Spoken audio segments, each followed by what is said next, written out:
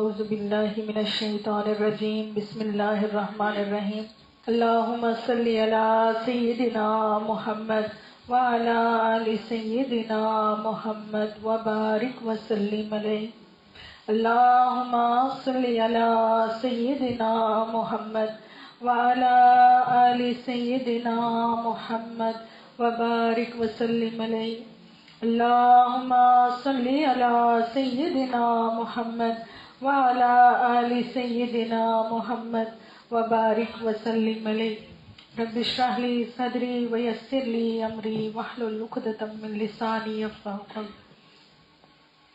الحمدللہ آج میں بہت خوش ہوں۔ مجھے کیوں خوش ہوں؟ دیکھیں ہماری خوشیاں تو قرآن کے ساتھ ہی وابستہ ہوتی ہیں۔ خوشی کی بات یہ ہے کہ الحمدللہ آج میں حوامیم شروع کروا رہی ہوں۔ حوامیم صورتیں قرآن پاک کی ایک خاص فضیلت اور ایک خاص اثر رکھتی ہیں۔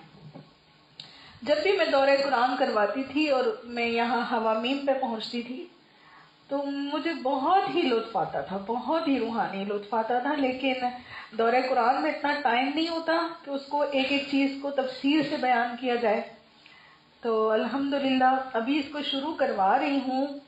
ظاہر ہے بیچ میں دورہ قرآن شروع ہوگا تو بیچ میں سلسلہ رک جائے گا، لیکن اللہ نے چاہا تو دورہ قرآن کے بعد کنٹینیو ہو جائیں گے انشاءاللہ۔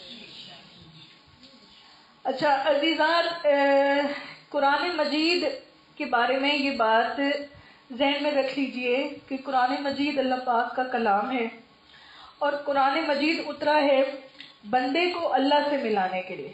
ٹھیک ہے، قرآن کیوں اترا ہے؟ بندے کو اللہ سے ملانے کے لیے۔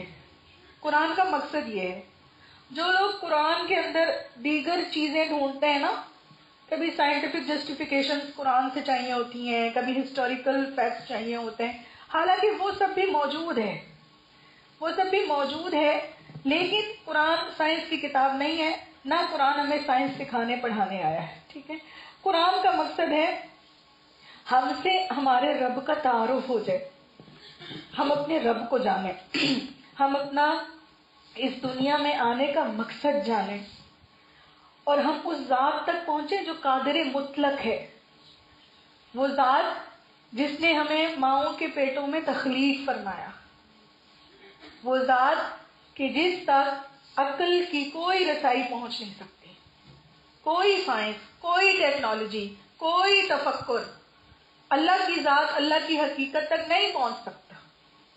تو اللہ تعالیٰ نے اس بندے کے لیے جو آج سے 30 سال پہلے، 35 سال پہلے، 40 سال پہلے ماں کے رحم کے اندر تخلیق پایا، اس بندے سے اپنی ذات کا تعارف کروانے کے لیے اللہ تعالیٰ نے قرآن مجید کو نازل فرمایا۔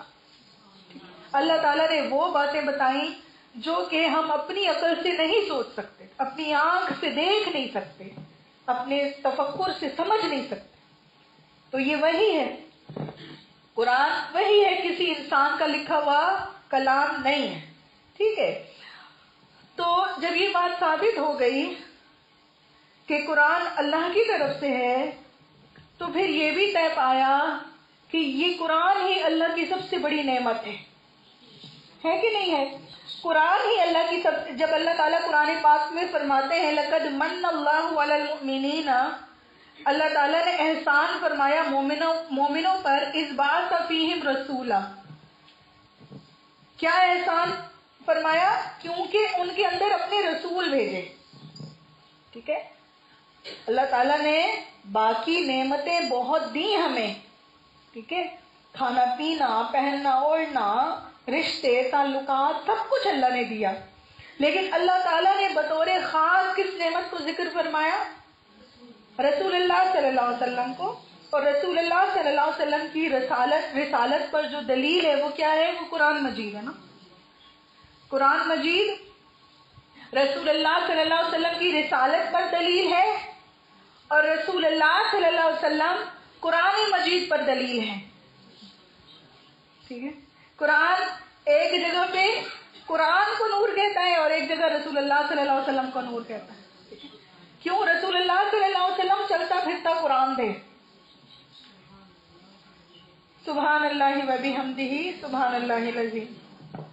اچھا، اب ہم اگر اپنی بات کریں، ہم اب سمجھ لیں رمضان کے بالکل جو جسے کہتے ہیں نا سرے پہ آ کے لگ جانا، ہماری کشتی رمضان کے بالکل سرے پہ آ کے لگ چکی ہے، لیکن ہم نے صرف رمضانی مسلمان نہیں بننا ہے، ٹھیک ہے، ایمانی مسلمان بننا ہے۔ البتہ ظاہر ہے کہ یہ خاص دن ہے، تو ان دنوں میں خود بخود اللہ کی طرف سے انسان کے قلب کا رخ اللہ کی طرف پھیر رہا ہوتا ہے۔ یہ ایک قدرتی نظام ہے کہ سال بھر کی جو مشغولیات اور مصروفیات جو آپ کا ایک اسکیجول رہتا ہے، رمضان میں آ کے نا وہ آپ کا مائنڈ اپ کرتے ہیں دنیا کو اور اللہ کی طرف رجوع کرتے ہیں۔ اس لیے بھی الحمدللہ آج میں کافی خوش ہوں، کیونکہ وہ جو ایک بیٹل چل رہا ہوتا ہے نا آپ کا نفس اور شیطان کے ساتھ پورے سال کے 8-9 مہینے، بالآخر آپ کی جان چھوٹتی ہے اس سے۔ آپ رمضان میں داخل ہوتے ہیں، یہ مردود جو ہے قید ہوتا ہے، اس سے جان چھوٹتی ہے اور ہم جو ہے نا اللہ کے لیے پوری طرح سے آزاد ہو جاتے ہیں، الحمدللہ۔ اچھا، اب اس سفر کے اندر، اس روحانی سفر کے اندر اور اللہ تعالیٰ کی طرف انسان جو چلتا ہے، اس میں سب سے بڑی جو لائٹ ہے، جو روشنی ہے، جو رسی ہے، جو عروۃ الوثقی ہے، وہ قرآن مجید ہے۔ جس نے قرآن مجید کو مضبوطی سے تھام لیا وہ اس کو کنارے لگا دیتا ہے، جس نے قرآن کو چھوڑا نا وہ بھٹک جاتا ہے۔ اپنی چھوٹی موٹی عبادتوں پر مغرور نہیں ہونا چاہیے۔ اگر ہم نماز پڑھ لیتے ہیں یا ہم کچھ تلاوت وغیرہ گھر پہ کر لیتے ہیں اور ہم یہ سوچ لیں کہ جی میں تو پہلے ہی بہت نیک ہوں، بس اللہ نے تو اتنا ہی مانگا ہے، تو بس اب مجھے مزید اور کچھ پڑھنے کی یا کوئی قرآن کلاس اٹینڈ کرنے کی ضرورت نہیں ہے، یہ بہت بڑا دھوکہ ہے۔ آپ ایکسپیرئنس کر کے دیکھیے گا، آپ قرآن کلاسز سے اگر ایک قدم پیچھے ہٹتے ہیں نا، وہ جو آپ کی عبادتیں ہوتی ہیں وہ بھی آہستہ آہستہ کم ہونا شروع ہو جاتی ہیں۔ آپ کی جتنی وہ ایک کہتے ہیں نا سیلف بلڈنگ، آپ کی کیریکٹر بلڈنگ جو قرآن کی روشنی میں ہو رہی ہوتی ہے، وہ بھی وہیں پہ رک جاتی ہے، اور آپ کو کچھ نہیں پتا ہوتا آپ کیا دیکھ رہے ہو، آپ کیا سن رہے ہو، آپ کیا بول رہے ہو۔ ایک طرح کی اندھی بہری زندگی انسان کی ہو جاتی ہے نا، جو بھی منہ میں آیا، جو بھی نفس نے کہا وہ بول دیا، جو دل نے کہا وہ دیکھ لیا، جو دل نے کہا وہ سن لیا، کہیں بھی کوئی حدود و قیود نہیں ہوتی ہے۔ اس لیے قرآن مجید ہمارے لیے ایک ایسا راستہ ہے جو قدم بہ قدم، سٹیپ بائی سٹیپ ہمیں اللہ کے قریب کرنے کا ذریعہ ہے۔ لیکن اس سے استفادہ کرنے کے لیے بھی کچھ ریکوائرمنٹس ہوتی ہیں، ٹھیک ہے، قرآن مجید سے استفادہ کرنے کے لیے کچھ ریکوائرمنٹس ہیں، اور وہ ریکوائرمنٹس کیا ہیں کہ انسان سب سے پہلے پختہ تہیہ کرے کہ میں جو سنوں گی اس پر عمل کروں گی، اس پر عمل کروں گی، عمل کا پختہ ارادہ ہو، پچھلے گناہوں سے معافی کا ارادہ اور عزم ہو، کیونکہ یہ جو گناہ ہے نا، یہ ان کے اندر کچھ ایسی تاثیر ہے۔ قرآن جو ہے نا، قرآن ایکچولی کنیکٹ کرتا ہے آپ کے ہارٹ کے ساتھ، ٹھیک ہے، قرآن کا جو تعلق ہے نا انسان کے ہارٹ کے ساتھ، قلب کے ساتھ۔ یہ جو قلب والا فلسفہ ہے، یہ آپ کو دنیا کا کوئی بھی اور علم جو ہے نا وہ نہیں دیتا۔ یہ جو اصطلاح ہے نا قلب کی، یہ خالص قرآن کی اصطلاح ہے، ٹھیک ہے۔ سائنس سے اگر آپ پوچھیں گے نا کہ قلب کیا شے ہوتی ہے، وہ آپ کو کچھ نہیں بتا سکتی۔ سائنس صرف برین کی بات کرتی ہے، عقل کی بات کرتی ہے۔ ہارٹ اس کے نزدیک ایک آرگن ہے جس کا مقصد ہے خون صاف کرنا اور جسم تک خون پہنچانا، بس ایسے ہی ہے۔ جاگ جاؤ، سب نظر آ رہی ہو مجھے، جو سوئی نا ایک بھی۔ کہاں تک بات ہوئی کہ سائنس ہارٹ کو نہیں جانتی۔ ہاں، موبائل تو نہیں کھولے ہوئے کسی نے، ہاں نیچے موبائل پہ لگے ہو۔ قلب کا فلسفہ کس نے دیا ہے؟ صرف اسلام ہے۔ اسلام کس چیز کی بات کرتا ہے کہ یہ جو دل ہے نا انسان کے اندر، یہ اندھا ہو جاتا ہے یہ بہرا ہو جاتا ہے، یہ گونگا ہو جاتا ہے، یہ ٹیڑھا ہو جاتا ہے. یہ ساری آیتیں قرآن میں موجود ہیں نا. وہ جو کافر تھے وہ کوئی بیوقوف لوگ تھوڑی تھے. جو ابو جہل تھا، ابو لہب تھا، وہ کوئی فولس تھوڑی تھے. وہ اپنے زمانے کے انٹیلیجنٹ لوگ تھے، بزنس مین لوگ تھے، دنیاوی معاملات کے اندر بہت تیز دماغ لوگ تھے. لیکن قرآن تک نہیں آئے. نبی علیہ السلام کا زمانہ پایا، نبی علیہ السلام کی صحبت پائی، لیکن ہدایت نہیں پا سکے. وجہ یہ نہیں ہے کہ دماغ میں کوئی خرابی تھی یا دماغ کمزور تھا. قرآن یہ کہتا ہے دل خراب ہو چکے ہیں، ان اعمال بد کا زنگ لگ چکا ہے جو یہ کرتے ہیں. وہ اعمال بد کیا تھے؟ ایک تو یہ لوگ چوریاں کیا کرتے تھے، دوسرا یہ لوگ شراب کثرت سے پیتے تھے، زنا بہت عام تھا، سود بہت عام تھا. تو وہ کھا کے وہ کر کے نا ان کے دل اندھے ہو گئے، ٹیڑھے ہو گئے. آج اگر ہم بھی اپنی بات کریں نا، آپ تجربہ کیجئے گا. اس دن میں کسی کو سن رہی تھی، ایک تو اللہ معاف کرے پتہ نہیں کہاں سے لوگ اسکالر آ کے بنے میں بیٹھے ہوئے سوشل میڈیا کے اوپر. میں کسی کا کلپ سن رہی تھی، انہوں نے کہا کہ میوزک حرام نہیں ہے نا اسلام میں. تو اب لوگوں نے کامنٹ کیے تھے، لوگوں نے کہا آپ خود جو ہے نا ایکسپیرینس کر کے دیکھیں کہ میوزک کا انسان کے دل پر کیا اثر ہوتا ہے. حدیث پاک موجود ہے، نبی علیہ السلام نے فرمایا کہ گانا دل میں نفاق کو اگاتا ہے، ایسے جیسے کہ پانی کھیتی کو اگاتی ہے. ٹھیک ہے، آپ ایکسپیرینس کر کے دیکھیں. جس انسان کی زندگی میں میوزک ہوگا نا، اس کی ڈیفینیٹلی نمازیں کمزور ہوں گی یا ہوں گی ہی نہیں. قرآن کی کلاس میں اس کا دل نہیں لگے گا، اس کو وحشت ہوگی. قرآن کی کلاس سے دل پھرنا شروع ہوگا، دل ہٹنا شروع ہوگا، دل اس کو قبول نہیں کرے گا. دل میں ایسی تھاٹس آئیں گی، چھوڑ دو، یہی وہ باتیں ہیں ہم سنتے رہتے ہیں، پتہ ہے سب کچھ، وغیرہ وغیرہ. ایسی تھاٹس دل میں آ رہی ہوں گی. اور وہ وجہ کیا ہوتی ہے کہ وہ گانا یا میوزک سن کے نا دل کو اس کا ایسی عادت ہو جاتی ہے، جیسے آپ یوں سمجھیں کہ کوئی نشے والا بندہ ہو جس نے شراب پی کے رکھی ہو. ٹھیک ہے، شراب پی کے رکھی ہو اس نے، اور وہ نشے ہی ہو، وہ نشے کی حالت میں آئے، اسے کچھ سمجھ آئے گا؟ آپ اس کو قرآن سنائیں، توریت سنائیں، بائبل سنائیں، اسے تو کچھ سمجھ نہیں آئے گا. تو کمزوری قرآن میں یا توریت میں تو نہیں ہے.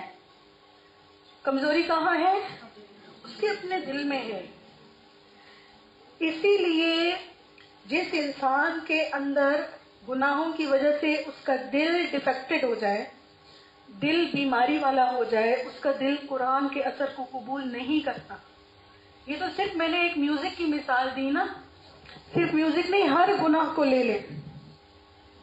ایون کہ اگر ایک انسان کے اندر نا یہ بھی ایک تکبر ہو نا کہ میں نے جو سننا ہے میں نے اس میں عمل نہیں کرنا، کہ قرآن پڑھا جا رہا ہے، وہ قرآن سن رہا ہے لیکن اس کو ریسیو نہیں کر رہا.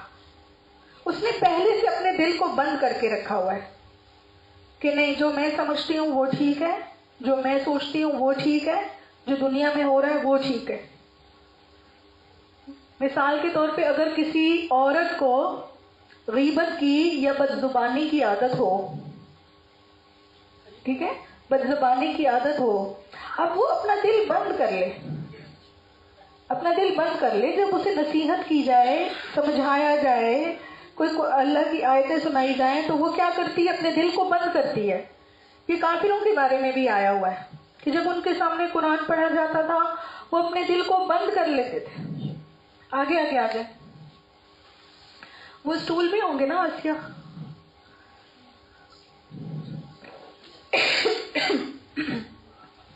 تو ہم نے قرآن کو اس طرح سے لینا ہے کہ پہلے اپنے دلوں کو درست کرنا ہے.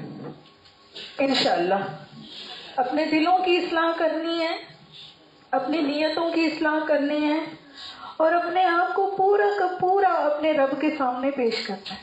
ٹھیک ہے، یقین جانے اگر ایک انسان کے پاس دنیا کی ہر نعمت ہے،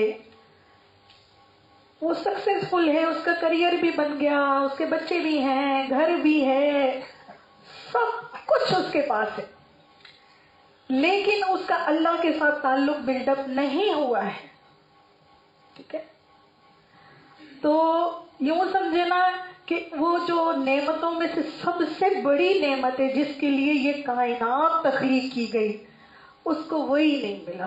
علامہ اقبال کہتے ہیں نا، کائنات کے رازوں میں سے سب سے بڑا جو راز ہے وہ اللہ ہے۔ جس نے اپنی زندگی کے اندر اللہ کو پا لیا وہ اس کائنات کے راز کو پہنچ گیا۔ ہمارا کیا حال ہے کہ ہم اگر عورت شادی شدہ ہے تو اس کا فوکس ہوتا ہے میرا بچہ ہو جائے، اگر عورت کا بچہ ہو گیا، بیٹی ہو گئی ہے، تو پھر فوکس ہوتا ہے میرا بیٹا ہو جائے، ٹھیک ہے، ایک گاڑی ہوتی ہے تو فوکس ہوتا ہے 2 گاڑیاں ہو جائیں، ایک گھر ہوتا ہے تو فوکس ہوتا ہے ایک اور ہو جائے کہ جس کو میں کرائے پہ چڑھا دوں۔ ہماری یہی مقاصد ہے نا، یہی ہماری طلب ہے، لیکن یقین جانے اگر یہ سب کچھ آپ کو مل بھی جائے، آپ کی اولاد بھی ہو جائے، مکانات بھی ہو جائیں، گاڑیاں بھی ہو جائیں، لیکن اللہ کے ساتھ آپ کا تعلق نہیں ہے۔ آپ نے کبھی جب سجدے میں سر رکھا ہے یا آپ نے نماز جب پڑھی ہے، آپ کے دل کی کھڑکی اس ذات کے لیے نہیں کھلی، تو پھر آپ بہت ہی خسارے میں ہیں، بہت ہی نقصان میں ہیں۔ اور یہ کھڑکی کیسے کھلتی ہے؟ یہ قرآن کے ذریعے کھلتی ہے۔ ہم شروع کرتے ہیں۔ قرآن مجید میں 7 صورتیں ہیں جن کو حوامیم کہا جاتا ہے، ٹھیک ہے، یہ 7 صورتیں حامیم سے شروع ہوتی ہیں، اس لیے ان کے مجموعے کو حوامیم کہا جاتا ہے۔ ان صورتوں کی خاص فضیلت یہ ہے کہ روایات میں آتا ہے کہ گویا کہ قرآن مجید ایک سرسبز باغ ہے، ایک سرسبز باغ ہے کہ جیسے ابھی ابھی بارش ہوتی ہے، ٹھیک ہے، بارش ہوتی ہے اور ایک زمین ہے جس پہ ابھی کچھ نہیں تھا، تو جب پانی برستا ہے تو اس زمین پر کھیتی اگتی ہے، ٹھیک ہے، تو آپ چلتے چلتے اس کھیتی پہ چل رہے ہوتے ہیں کہ چلتے چلتے آگے آپ دیکھتے ہیں کہ ایک سرسبز باغ آ جاتا ہے۔ جو لوگ پنجاب میں یا کوئٹہ میں یا نارتھن ایریاز میں کہیں گئے ہوں تو وہ اس مثال کو بہت حد تک ریلیٹ کر سکتے ہیں۔ زمینیں جو ہوتی ہیں، آپ کبھی چل رہے ہوں، پیدل چل رہے ہوں یا گاڑی پر ہوں، تو آپ دیکھتے ہیں کہ ایک خطہ ایسا ہوتا ہے کہ جس میں ہلکی ہلکی سی بس سبزہ ہوتا ہے، کھیتی ہوتی ہے۔ اس کو چلتے چلتے جیسے آپ کراس کرتے ہیں تو آگے آپ دیکھتے ہیں کہ بڑے بڑے باغات آ گئے ہیں جس میں پھل لگے ہوئے ہیں، مالٹے لگے ہوئے ہیں، کیلے لگے ہوئے ہیں، دیگر پھل لگے ہوئے ہیں، تو وہ منظر آپ کو نا بہت ہی خوشنما لگتا ہے۔ تو حضرت عبداللہ بن مسعود رضی اللہ تعالیٰ عنہ فرماتے ہیں کہ حوامیم کی مثال ایسی ہی ہے کہ جیسے باقی سارا قرآن جو ہے وہ اس کھیت کی طرح ہے جو ابھی ابھی اگا ہے، اور چلتے چلتے جب انسان حوامیم پہ پہنچتا ہے تو پھر گویا کہ ایسے لگتا ہے جیسے وہ سرسبز باغات کے اندر پہنچ گیا۔ سبحان اللہ۔ اور حوامیم کے لیے کیا نام آئے ہیں؟ حوامیم کو دیباج بھی کہا گیا ہے۔ دیباج عربی میں کہتے ہیں ریشمی کپڑے کو۔ ریشمی کپڑا ہوتا ہے نا کہ آپ اس کو اگر ہاتھ لگائیں، اس کی نرمی، اس کی نزاکت، اس کی چمک، وہ ایک الگ ہی فیل دے رہی ہوتی ہے آپ کو۔ سارے کپڑوں میں سے سب سے جو قیمتی کپڑا ہوتا ہے وہ سلک کا کپڑا ہوتا ہے۔ یہ ہماری منگل بازار والی سلک نہیں، جو اوریجنل سلک ہوتی ہے، بہت کاسٹلی جو آتی ہے، اس کا ایک ایک اسکارف بھی 4-5 ہزار کا ملتا ہے، شاید اس سے بھی زیادہ۔ تو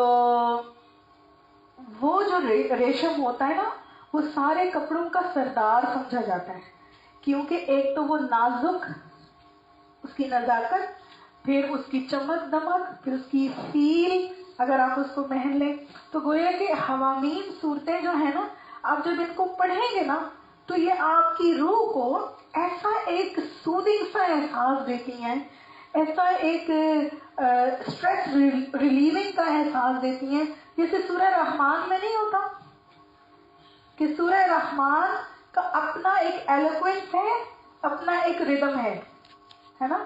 آپ جو سورہ رحمان سنتے ہیں، ایک تو کئی بیماریوں کی وہ شفا ہے، ایون کہ کینسر کے پیشنٹس کے اوپر اس نے ورک کیا ہے. پھر جو ہے وہ سکون کی بہت تاثیر ہے اس کے اندر، سورہ رحمان کے اندر، کہ بہت ٹھنڈی ٹھنڈی محسوس ہوتی ہے. آپ جب اس کو سنتے ہیں نا، آپ کے دل دماغ کے اوپر اس کا بہت ٹھنڈا سا پرسکون سا اثر ہوتا ہے. بعض قرآن کا حصہ ایسا ہے جو جلالی قرآن ہے، جیسے کہ کوئی بتا سکتا ہے قرآن کا کوئی پارٹ ایسا جس کے بارے میں آپ کہہ سکیں کہ یہ جلالی قرآن ہے، اس میں جلال ہے. سورہ توبہ، سورہ توبہ چوٹی کی جلالی صورت ہے. آیت الکرسی وہ بھی گرم تاثیر رکھتی ہے، جلالی اس میں صفات ہے. اور یہ والی جو سورتیں حوامیم اور سورہ رحمان، اس میں جمالی صفات ہیں.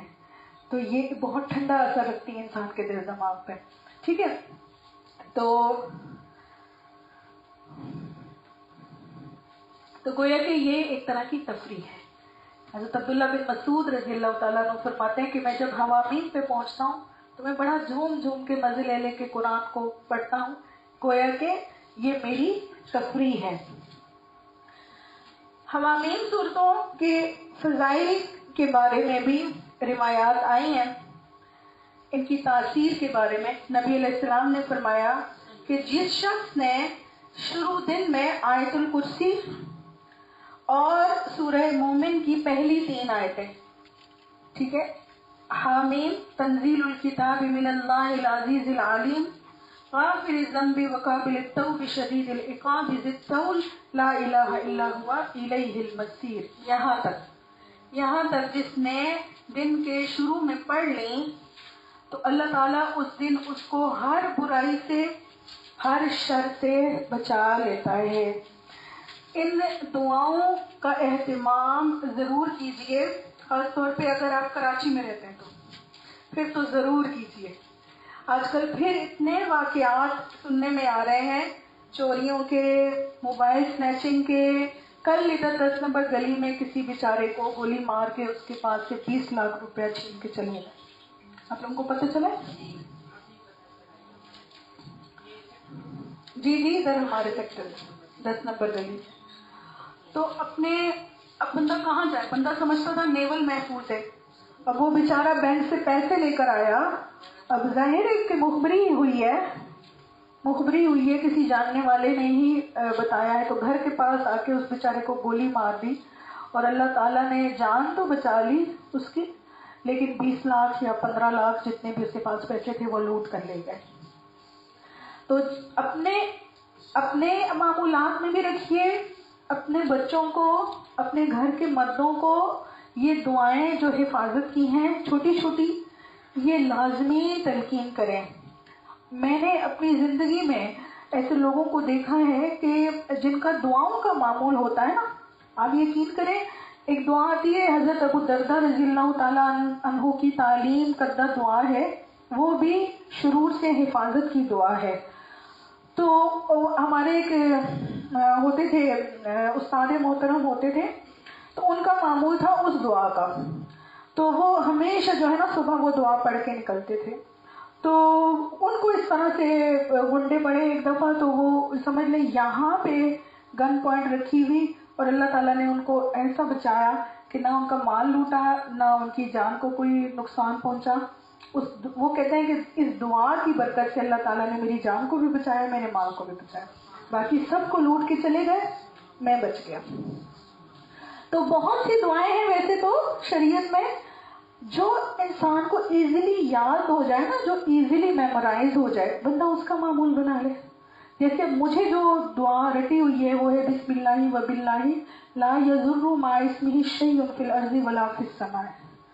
یہ جو دعا ہے کوئی بھی خیال آپ کے دل میں آتا ہے نا کہ کہیں ایسا نہ ہو جائے، ایون کہ اگر آپ کوئی چیز کھانے پینے لگیں اور آپ کو یہ محسوس ہو کہ اس سے میرا گلا نہ خراب ہو جائے یا اس سے میرا پیٹ نہ خراب ہو جائے، ہے نا، کوئی خدشہ دل میں آئے، اس کے اوپر بھی اگر آپ وہ دعا پڑھ لیتے ہیں نا تو اللہ کے حکم سے وہ چیز آپ کو نقصان نہیں دیتی ہے۔ رات کے وقت یہ دعائیں پڑھ کے سوئیں، صبح گھر سے نکلیں یہ دعائیں پڑھ کے سوئیں۔ ایک تو یہ حامیم اور 3 آیتیں الیہ المصیر تک، اور دوسرا جو اس سے بھی آسان ہے اور جو بچوں کو بھی یاد کروا دینا چاہیے، خود بھی یاد کر لینا چاہیے، وہ ہے حامیم لا ینصرون۔ ٹھیک ہے، حامیم لا ینصرون، اس کو ایک وظیفہ بنا لیں یا وظیفے کے طور پہ لے لیں۔ یہ روایت پہنچی ہے نبی علیہ السلام سے کہ آپ سے سنا گیا کہ آپ صلی اللہ علیہ وسلم نے کسی جہاد کے موقع پر رات میں حفاظت کے لیے فرما رہے تھے کہ اگر رات میں تم پر دشمن حملہ کرتے تو تم پڑھنا حامیم لا ینصرون۔ ٹھیک ہے، اس کو نون کے ساتھ بھی پڑھ سکتے ہیں، بغیر نون کے بھی پڑھ سکتے ہیں، حامیم لا ینصرون، حامیم لا ینصرون۔ اگر آپ کو کسی سے بھی خطرہ ہے، فرض کریں اگر آپ کو نا آپ کے رشتہ داروں سے کسی کو خطرہ ہے کہ وہ میرے خلاف کوئی سازش کر رہے ہیں یا مجھے نقصان پہنچا سکتے ہیں، دشمنی کا یا حسد کا خدشہ ہے، آپ ان کے لیے بھی یہ پڑھ سکتے ہیں، صرف جائز مقاصد کے لیے۔ ٹھیک ہے، غلط مقاصد کے لیے حامیم لا ینصرون، حامیم لا ینصرون۔ اس کے علاوہ جو یہ حروف مقطعات کی ایک وہ ملتی ہے لوح قرآنی، دیکھا ہوگا نا وہ تو آپ سب نے، لوح قرآنی جسے کہتے ہیں، اکثر اس کی پینٹنگز بھی مل جاتی ہیں، وظائف کی کتابوں میں بھی ہوتی ہیں۔ وہ ایک اسکیچ سا بنا ہوا ہوتا ہے جس کے اندر قرآن مجید میں جتنے حروف مقطعات آئے وہ سارے لکھے ہوئے ہوتے ہیں، نون، قاف، حامیم، کاف ہا یا عین صاد، یہ سب لکھا ہوتا ہے۔ اس کی فضیلت یہ ہے کہ اگر آپ اس کو اپنے سامنے رکھیں اور صبح سویرے اس کو دیکھ لیں، ٹھیک ہے، صرف آپ اس کو دیکھ لیں، اور یا پھر آپ اس کا پرنٹ کروا کے آپ اس کو ایسی جگہ رکھ دیتے ہیں جہاں آپ کی قیمتی چیزیں پڑی ہوئی ہیں۔ فرض کریں آپ کے کوئی پلاٹس ہیں، اس کی فائلیں ہیں، یا کوئی گولڈ ہے یا پیسے ہیں جس کا انسان کو ڈر لگا رہتا ہے کہ چوری نہ ہو جائے، گم نہ جائے، اس اسکیچ کو اگر وہاں رکھ دیا جائے تو اللہ کے حکم سے ان کی حفاظت رہتی ہے۔ یہاں تک کہ اگر کوئی مال ایسا ہے کہ جو ضائع ہو گیا ہے، چیز اکثر گم جاتی ہے نا، گم گئی ہے کوئی چیز یا چوری ہو گئی ہے یا آپ خود کہیں رکھ کے بھول گئے ہیں، تو اس کے لیے بھی یہ عمل مجرب ہے کہ آپ یہ لوح قرآنی کو بس آنکھوں کے سامنے رکھ کے اپنی اس چیز کا تصور کریں جو آپ کی کھو گئی ہے یا چوری ہو گئی ہے۔ اللہ کے حکم سے جب تک وہ چیز لوٹتی نہیں، یہ عمل کرتے رہیں تو اللہ کے حکم سے وہ چیز واپس مل جاتی ہے۔ بسم اللہ الرحمن الرحیم، سورۃ المؤمن، وہی 85 آیا۔ اس سورہ میں 88 آیتیں ہیں، 85 آیتیں ہیں، وہی مکیہ اور مکی سورہ ہے۔ نازل کہاں ہوئی؟ مکہ میں، جب رسول اللہ صلی اللہ علیہ وسلم مکہ میں تھے اس وقت نازل ہوئی۔ بسم اللہ الرحمن الرحیم، حامیم حامیم، یہ حروف مقطعات ہیں۔ قرآن پاک میں بعض صورتیں حروف مقطعات سے شروع ہوئی ہیں۔ ان کے بارے میں اجمالی عقیدہ یہ ہے کہ یہ اللہ کی طرف سے ہیں اور ان کا مطلب اللہ کے سوا کوئی نہیں جانتا۔ ٹھیک ہے، یہ اللہ کا اور اللہ کے رسول کا راز ہے۔ تنزیل الکتاب من اللہ العزیز العلیم، ایک کتاب کا اتارنا اللہ کی طرف سے ہے جو زبردست ہے، علم والا ہے. سبحان اللہ. اب آپ ذہن میں رکھیے گا، ایک تو اس سورت کا مکی ہونا کہ مکہ میں نازل ہوئی ہے، ٹھیک ہے، اور تو اس کے اول مخاطب کون ہوئے؟ اول مخاطب کون ہوئے؟ انٹیوں بتائیں گی آج پیچھے والی. اول مخاطب کون ہوئے مکہ میں؟ مکہ والے ہوئے نا. مکہ میں ہوئی تو مکہ والے ہی ہوئے نا، ہے نا. تو بھی کنیکٹڈ ہو جاؤ قرآن کے ساتھ. دورے قرآن کرنا ہے نہیں کرنا؟ شوق ہو رہا ہے کسی کو؟ انتظار ہو رہا ہے کہ نہیں ہو رہا؟ ہاں، کچھ موٹیویشن آ رہی ہے اندر سے؟ دورے قرآن کریں گے اس سال پکا؟ تو میں تیاری کر لوں. تو اول مخاطب اس سورہ کے کون ہوئے؟ مکہ والے. تو مکہ والے کیا کر رہے تھے؟ مکہ والے قرآن کو نہیں مان رہے تھے. جب قرآن نازل ہو رہا تھا مکہ والے نہیں مان رہے تھے کہ یہ اللہ کی طرف سے ہے.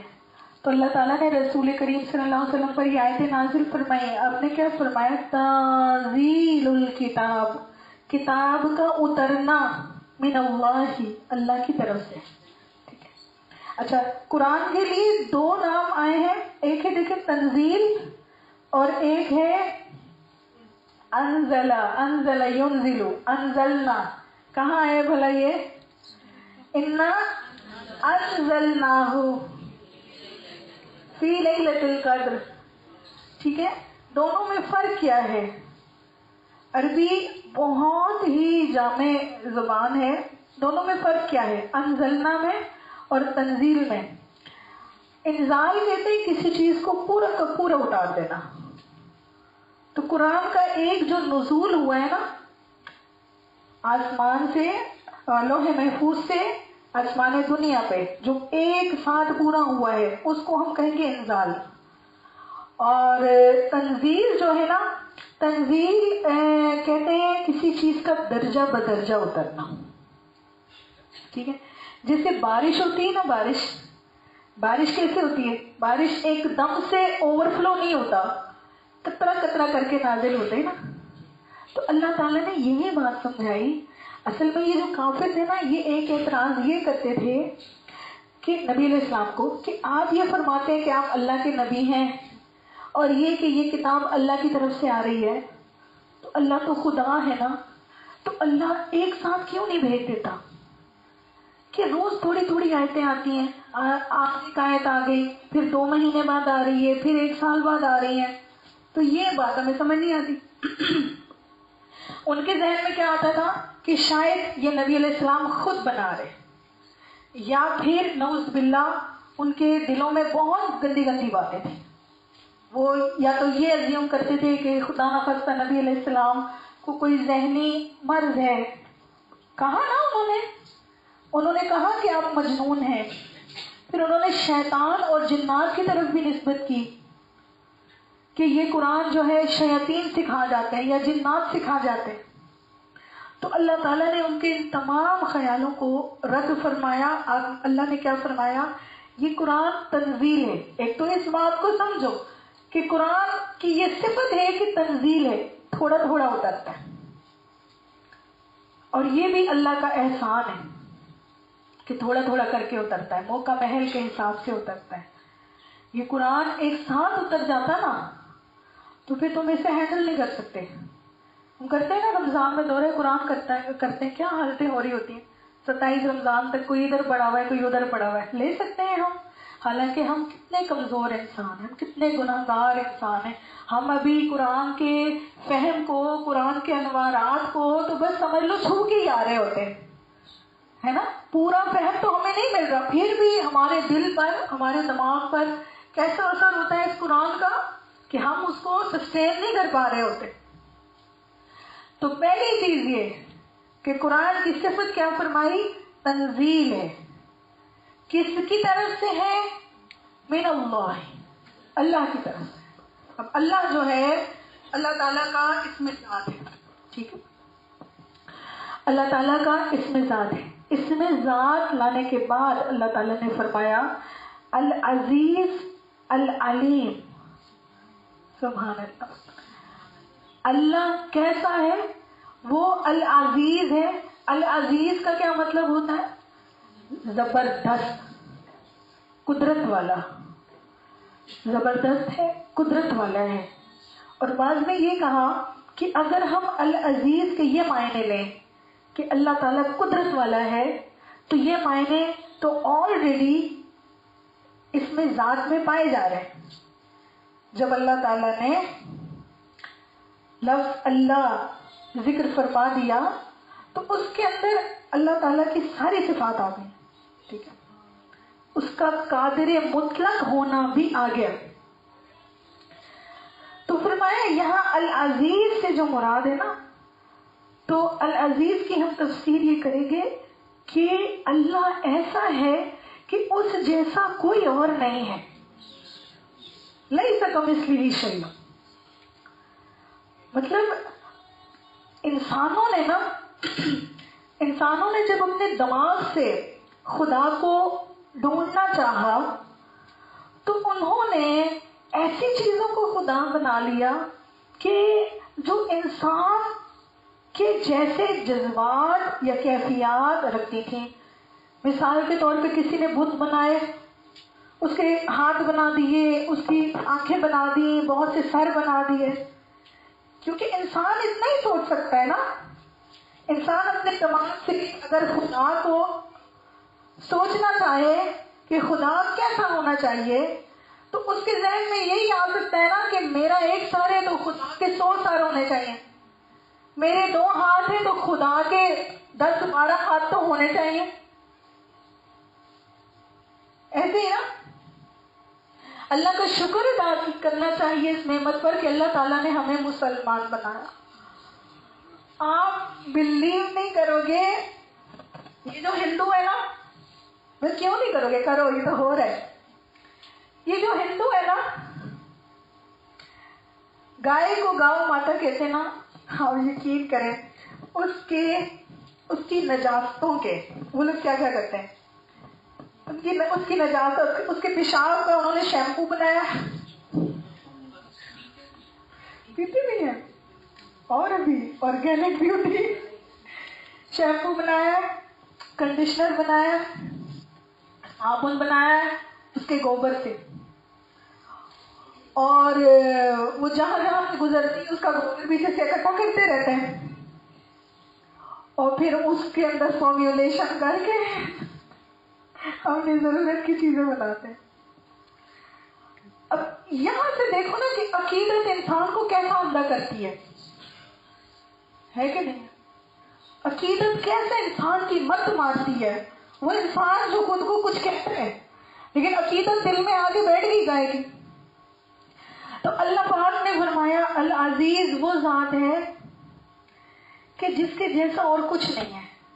اچھا، یہاں اب جو ہے نا سمجھنے والوں کے لیے ایک بہت امپورٹنٹ نقطہ، آئی ہوپ کہ اللہ تعالیٰ مجھ سے کہلوا دے اور آپ لوگ اس بات کو لے سکو. ویسے آپ دیکھیں جیسے انسان ہوتے ہیں نا، ہم انسان ہیں نا، ہمارے اندر شہوات بھی ہوتی ہیں، خواہشات بھی ہوتی ہیں. ٹھیک ہے، مجھے کوئی برا کہہ دے گا، مجھے غصہ آئے گا.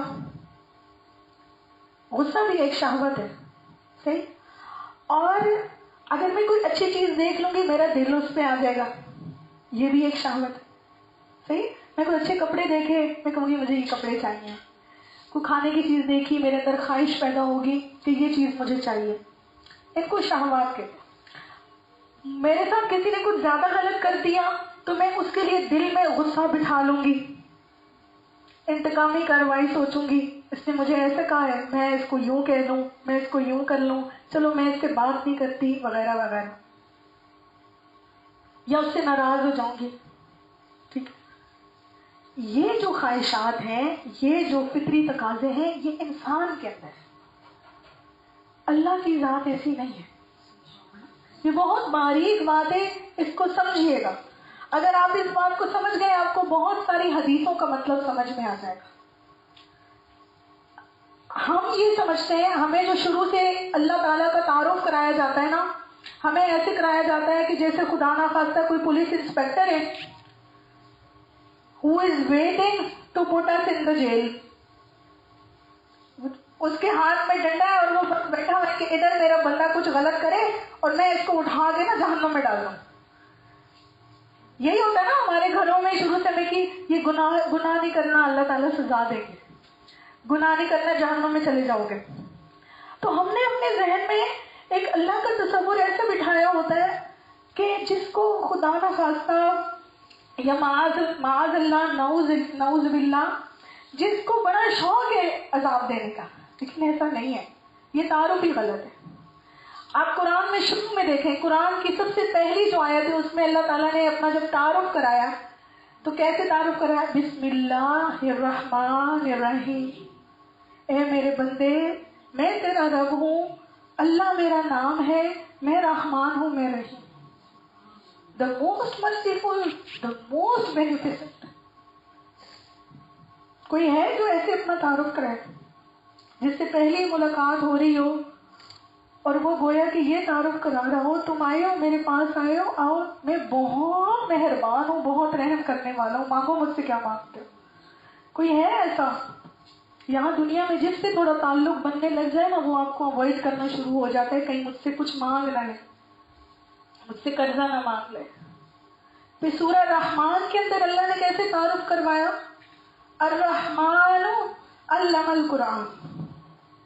اور اس دن میں تفسیر کلاس میں نے ایک حدیث بچیوں کو بتائی تھی. میرے پاس ٹین ایجر جو لڑکیاں آتی ہیں ان سے میں نے ایک بہت پیاری حدیث شیئر کی تھی. ہم سب سن لیں کہ جیسے ابھی میں نے عرض کی نا کہ ہم یہ سوچتے ہیں کہ نہیں میں اتنی گناہگار ہوں، اتنی میں گناہگار ہوں، میری کوئی جگہ نہیں ہے، میرا کوئی مقام نہیں ہے اللہ کے ہاں. تو حدیث پاک ہے، مفہوم اس کا یہ ہے کہ اللہ کے رسول صلی اللہ علیہ وسلم فرماتے ہیں بندہ گناہ کرتا ہے، ٹھیک ہے، بندہ گناہ کرتا ہے، تھوڑی دیر میں اس کو ریلائز ہوتا ہے کہ یہ تو مجھ سے گناہ ہو گیا، صحیح، وہ اللہ کی طرف رجوع کرتا ہے، اللہ سے معافی مانگتا ہے، ٹھیک ہے. تھوڑا ٹائم گزرتا ہے اس سے پھر وہی گناہ ہو جاتا ہے، پھر وہی غلطی، وہ پھر اللہ سے معافی مانگتا ہے، پھر اللہ سے معافی مانگتا ہے، یا اللہ مجھے معاف کر دیجیے. اب نا انسان نا مختلف ہے. یہ گناہوں کا تعلق آپ کی قوت ارادی سے بھی ہوتا ہے، آپ کی علم کے لیول سے بھی ہوتا ہے. آپ بعض لوگ ہوتے ہیں جن کی قوت ارادی بہت ویک ہوتی ہے. آج آپ نے ڈیسائیڈ کیا میری ایک بھی نماز نہیں چھوٹے گی، ٹھیک ہے، ذرا سی تھکن ہوئی آپ سست پڑ گئے. آج آپ نے ڈیسائیڈ کیا میں آج کے بعد لغویات چھوڑ دوں گی، ٹک ٹاک، فیس بک، یہ وہ میں سب چھوڑ دوں گی. پھر تھوڑا سا تقاضا ہوا، آپ پھر سے شروع ہو گئے. میں بالکل اچھی بچی بن جاؤں گی، میں بالکل غصہ نہیں کروں گی، میرے منہ سے کوئی غلط بات نہیں نکلے گی، مگر پھر وہ ٹوٹ گئی. یہاں تک کہ نا اس بندے کا یہی معمول بن جاتا ہے، غلطی کرتا ہے استغفار کرتا ہے، غلطی کرتا ہے استغفار کرتا ہے. تو اللہ تعالیٰ اس کو معاف کرتے رہتے. اب دیکھیں اگر کوئی بندہ ہوتا نا، ہمارے ساتھ ایسا ہوتا نا کہ کوئی غلطی کرتا ہے ہم اس کو معاف کر دیتے ہیں، پھر وہی کام کرتا ہے. ایون کہ اگر ہمارے بچے بھی ہوں جس کام سے اس کو منع کر رہے ہوں بار بار وہی کام کریں تو پھر کیا کریں گے؟ ہم ان کو لگا دیں گے ایک رکھ کے، تو زبان سے نہیں سنتا نا، لاتوں کی بھوت باتوں سے نہیں مانتے، یہی کریں گے نا ہم. لیکن اللہ سبحانہ و تعالیٰ کیا فرماتے ہیں؟ اللہ سبحانہ و تعالیٰ فرماتے ہیں وہ جو بندہ بار بار اس سے غلطی ہو رہی ہے، بار بار توبہ کر رہا ہے، بار بار غلطی ہو رہی ہے، بار بار توبہ کر رہا ہے، اللہ تعالیٰ اتنے خوش ہوتے ہیں. اللہ تعالیٰ فرماتے ہیں میرے اس بندے کو پتا ہے کہ اس کا کوئی رب ہے جو گناہ کرنے پہ سزا بھی دے سکتا ہے، سزا بھی دے سکتا ہے، اور جو گناہوں کو معاف کرنے کی قدرت بھی رکھتا ہے. اسی لیے تو بار بار آتا ہے مجھ سے معافی مانگتا ہے، اور اللہ تعالیٰ اس سے ہمیشہ کے لیے راضی ہو جاتا ہے.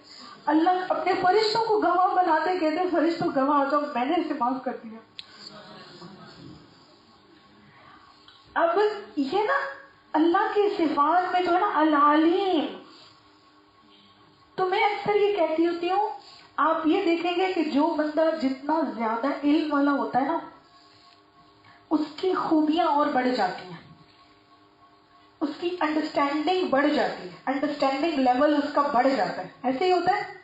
جس نے صحیح علم پڑھا ہو نا، جس نے صحیح علم پڑھا ہو تو علم کا اثر اس کے اندر کیا نظر آتا ہے؟ اس کا اخلاق بہت اچھا ہوگا، وہ بہت کمپرومائز کرنے والا ہوگا، بہت انڈرسٹینڈ کرنے والا ہوگا دوسرے بندے کی پرابلمس کو. نہیں بھائی تھکی ہوئی تھی اس لیے اس سے ایسا ہو گیا، نہیں بھائی وہ بیمار تھی اس لیے اس کی نماز رہ گئی، نہیں وہ کرنا تو چاہتی تھی شیطان نے بہکا دیا. ایسے ہی ہوتا ہے نا. تو اللہ تعالیٰ العلیم ہے. اب یہ جو صفت ہے العلیم، اس کو بھی سمجھ لیجئے. ایک دیکھیں ایک انسان ہوتا ہے، اگر انسان کے ساتھ انسان کی طرف علم کی نسبت کی جائے، ٹھیک ہے، مثال کے طور پہ مسرت آنٹی ڈاکٹر ہے، ٹھیک ہے، تو اگر میں علم کی نسبت مسرت آنٹی کی طرف کروں گی تو ان کو صرف اپنی فیلڈ کا ہی علم ہے، وہ صرف ڈاکٹر ہیں، میڈیکل کا ان کو علم ہے، ان کو انجینئرنگ کا علم تھوڑی ہے، ان کو دین کا علم نہیں ہے، ان کو دوسری فیلڈز کا علم نہیں ہے. ایسے ہی ہے نا. اور وہ علم انہوں نے کیسے حاصل کیا ہے؟ کچھ کتابیں پڑھی ہوں گی، کچھ کالجز میں گئی ہوں گی، کچھ اساتذہ کے پاس گئی ہوں گی، ٹھیک ہے، اور اس میں بھی پوری زندگی لگا کے ایک لمیٹڈ سا علم انہوں نے حاصل کیا نا. سارا علم تو نہیں ہو گیا، اور وہ بھی چیزوں کا علم ہوگا، ڈرائیوڈ ہوگا کہیں نہ کہیں سے.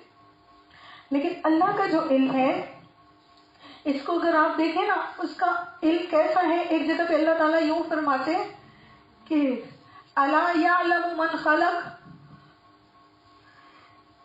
کیا وہ نہ جانے گا جس نے پیدا کیا، جس نے خود ایک ایک تار آپ کی جوڑی ہے، ایک ایک رگ آپ کی جوڑی ہے، جس نے خود آپ کا ڈیزائن بنایا ہے، اسے نہیں پتا آپ کی کمزوریاں کیا ہیں، آپ کی خواہشات کیا ہے، آپ کی نیڈس کیا ہے، آپ کی حاجتیں کیا ہیں، اسے نہیں پتا. اسی نے تو پیدا کیا ہے. تو اللہ کا علم بندوں کے علم جیسا نہیں ہے، وہ اولین اور آخرین کا علم رکھتا ہے. ٹھیک ہے. الا یعلم من خلق، کیا وہ نہیں جانے گا جس نے پیدا کیا ہے، جس نے بنایا ہے.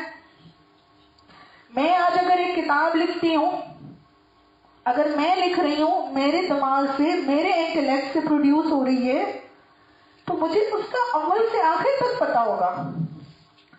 میں اگر ایک پینٹنگ بنا رہی ہوں تو اس میں نے کون سے شیڈز یوز کیے ہیں، کون سے کلر یوز کیے ہیں، کون سے اسٹروکس یوز کیے ہیں، مجھے پتا ہے.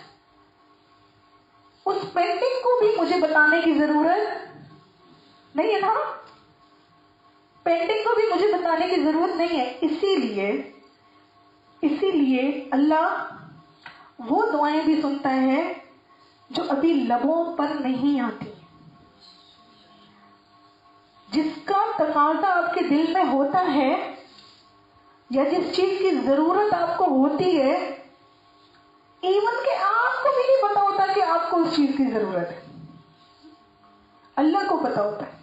سورہ قاف میں اللہ تعالیٰ کیا فرماتے ہیں کہ جو خیال انسان کے دل سے بھی ہو کے گزرتا ہے نا، وَنَحْنُ أَقْرَبُ إِلَيْهِ مِنْ حَبْلِ الْوَرِيدِ وَنَعْلَمُ مَا تُوَسْوِسُ بِهِ نَفْسُهُ، ہم وہ باتیں بھی جانتے ہیں جو تمہارے دل کے اندر سے گزر رہی ہوتی ہیں. اسی لیے اگر ہم غور کریں نا اپنی زندگی کے اندر، انسان بڑا ناشکر ہے، بڑا ناشکر ہے. اگر ہم اپنی زندگیوں کے اندر غور کریں نا، اللہ تعالیٰ نے ہمیں ایسی ایسی نعمتیں دی ہوئی ہیں، ایسی ایسی لگژریز دی ہوئی ہیں کہ خود ہمارے ماں باپ بھی اگر ہماری تقدیر لکھنا چاہتے نا تو وہ ویسی نہیں لکھ سکتے تھے جیسی اللہ نے لکھی ہے، کیونکہ ہمارے ماں باپ بھی ہمیں ویسا نہیں جانتے جیسا کہ اللہ رب العالمین جانتے ہیں. پھر یہ دنیا آزمائش کی جگہ ہے، یہاں ہمیشہ کسی نے بھی نہیں رہنا. ہمارا اصلی گھر تو جنت ہے. اللہ نے ہمیں جنت کے لیے بنایا ہے. ٹھیک ہے نا؟ اس سے پہلے بہت بار بات ہو چکی. انسان جو اس دنیا میں ایک ایلین مخلوق ہے نا، ایک سائنٹسٹ نے اس پہ بہت ریسرچ کی تھی اور اس نے پورا ایک پیپر لکھا ہے، اور وہ یہ کہتا ہے کہ انسان اس دنیا میں ایلین ہے. ایلین کا مطلب یہ وہ مخلوق ہے جو اس جگہ کے لیے نہیں تخلیق ہوئی، یہ کسی اور پلانٹ کے لیے تخلیق ہوئی ہے. میں تو اس سے کم از کم فلی ایگری کرتی ہوں. آپ کرتے ہیں؟ کتنا نازک مزاج ہے انسان، کتنا لاڈلا ہے.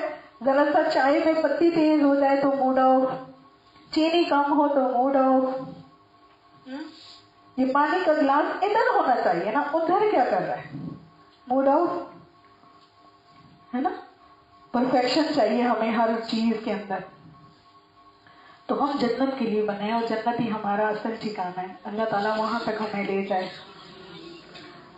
تو اللہ کو پہچاننا ہے، اور یہ استغفار والا جو تعلق ہے نا، یہ مضبوطی سے بنا کے رکھنا ہے. ٹھیک ہے؟ اللہ سے معافی تلافی کرتے رہنا ہے. آگے چلتے ہیں. تنزیل الکتاب، کتاب کا اتارنا، من اللہ، اللہ کی طرف سے ہے. العزیز العلیم، جو کہ زبردست بھی ہے، علم والا بھی ہے.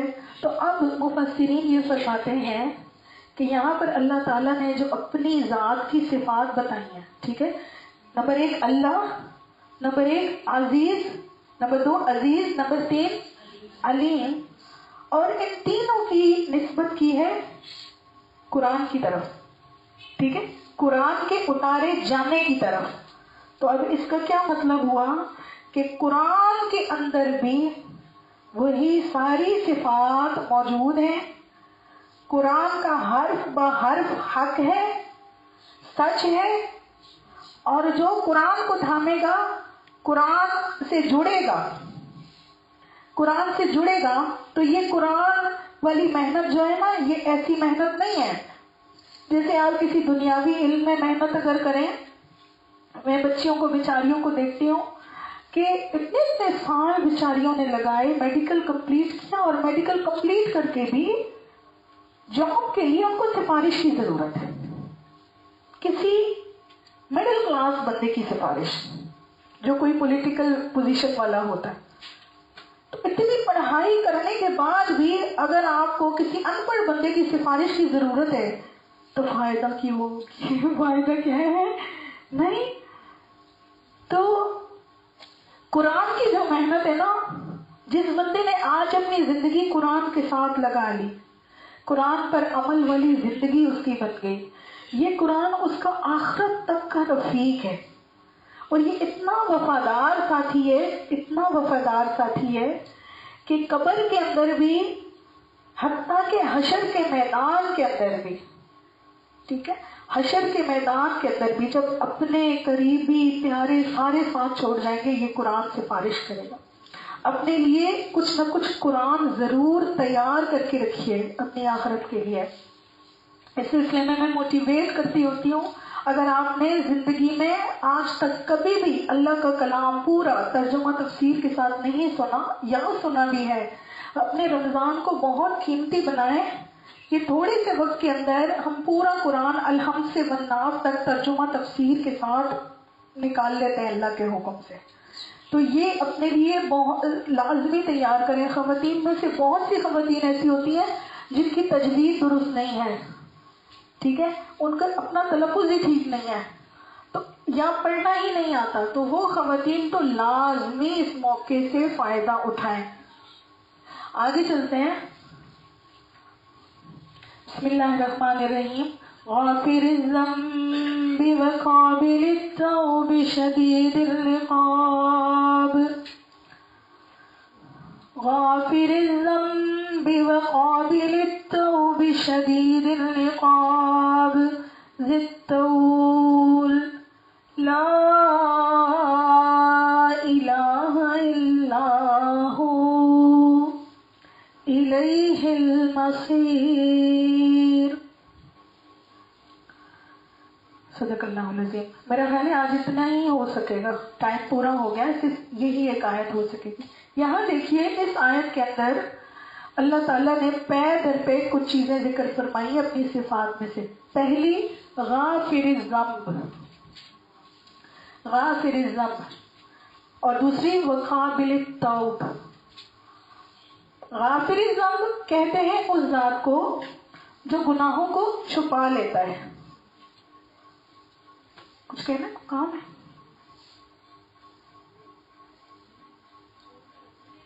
کیا ہوا ہے؟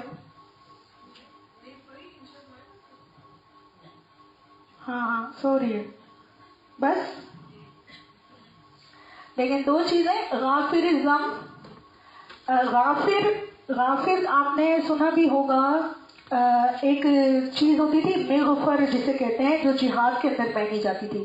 مغفر ایک قسم کی اسٹیل کی بنی ہوئی یا دھات کی بنی ہوئی ٹوپا جیسا ہوتا ہے نا، ٹوپی جیسی مغفر، جس میں پورا چہرہ بھی چھپ جاتا تھا اور آپ کی شاید یہ باڈی بھی چھپ جاتی تھی. اس کو عربی میں مغفر کا کہتے ہیں.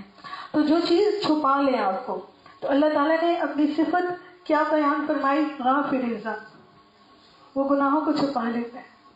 سبحان اللہ و بحمدہ. ایسا ہی نا، آپ دیکھیں ہم کتنے لوگ یہاں بیٹھے، ہم اگر ہماری غلطیاں ہماری خطائیں سامنے آ جائیں ایک دوسرے کے، ہم تو ادھر ایک دوسرے کو منہ نہ دکھا سکیں، ہم تو نہیں فیس کر سکے نا لوگوں کو. سارے گناہ تو بہت بڑی بات ہے، ایک گناہ بھی کسی کے سامنے آ جائے ہم فیس نہیں کر پاتے. تو اللہ تعالیٰ کی کتنی بڑی رحمت ہے کہ اللہ تعالیٰ گناہوں پہ پردہ ڈال لیتے ہیں. اور مفسرین یہ فرماتے ہیں کہ اللہ تعالیٰ کی یہ جو صفت ہے نا، اللہ تعالیٰ کی یہ جو صفت ہے گناہوں پہ پردہ ڈالنے والی، تو جو مومن بندہ ہوگا اس کے لیے نہ صرف دنیا میں بلکہ آخرت میں بھی یہ رحمت موجود ہے. اللہ تعالیٰ اپنے مومن بندے کو محشر میں ذلیل اور رسوا تو نہیں کرے گا. یہ ایمان کی اتنی بڑی طاقت ہے، اور ایمان کا رشتہ اتنا بڑا رشتہ ہے جسے آپ کسی کے دوست بھی بن جاتے ہیں یا آپ کسی کے فرینڈ بن جاتے ہیں، صحیح والے فرینڈ، پکے والے فرینڈ، کہ اگر آپ کو اس کی کچھ باتیں پتہ بھی ہوتی ہیں آپ تیسرے کو نہیں جا کے بتاتے، یا مجلس کے اندر اس کو ذلیل و رسوا نہیں کرتے کہ تو ایسی ہے تو ویسی ہے. جب اللہ کے ساتھ ایمان والا تعلق بن جاتا ہے نا، گویا کہ اللہ تعالیٰ کیا فرماتے ہیں؟ اللہ ولی الذین آمنوا، سورہ بقرہ میں اللہ ولی الذین آمنوا یخرجہم من الظلمات الی النور. اللہ مومنوں کا دوست ہے، اللہ مومنوں کا خیر خواہ ہے. تو یہ صفت حشر کا میدان بھی جب ہوگا نا، میدان لگا ہوا ہوگا اور نامہ اعمال بٹ رہے ہوں گے، اور مومن ایک مومن بندہ ہوگا، اس کا نامہ اعمال آئے گا. اللہ تعالیٰ اس کو پہلے اپنے قریب کر لیں گے. یہ نہیں کہ اس کے اعمال کو پبلکلی سنایا جائے گا. اللہ تعالیٰ پہلے اس کو قریب کر لیں گے، جیسے ایک پرائیویٹ ڈسکشن ہوتی ہے. تو اللہ تعالیٰ اس سے کہیں گے کہ تو نے یاد ہے، تو نے یہ بھی کیا تھا، یہ بھی کیا تھا، یہ بھی کیا تھا. تو وہ بندہ کہے گا یا اللہ آپ نے مجھے معاف نہیں کر دیا. اللہ تعالیٰ فرمائیں گے کہ معاف نہ کیا ہوتا تو آج تو یہاں نہیں کھڑا ہوتا. اور جب اللہ تعالیٰ اس کو اپنے قریب کریں گے نا، تو اس کو ایسے اپنے نور کے پردوں کے اندر چھپا لیں گے. اس کو اپنے قریب ایسے کریں گے کہ نور کے پردوں کے اندر اس کو ڈھانپ لیں گے کہ مخلوق سے آر ہو جائے گی، کوئی اور نہیں دیکھ سکے گا. تو یہ ہے غافر الذنب وقابل التوب، اور توبہ کا قبول کرنے والا. یہ ایک الگ صفت ہے. آپ سوچیں گے کہ ان دونوں میں فرق کیا ہے؟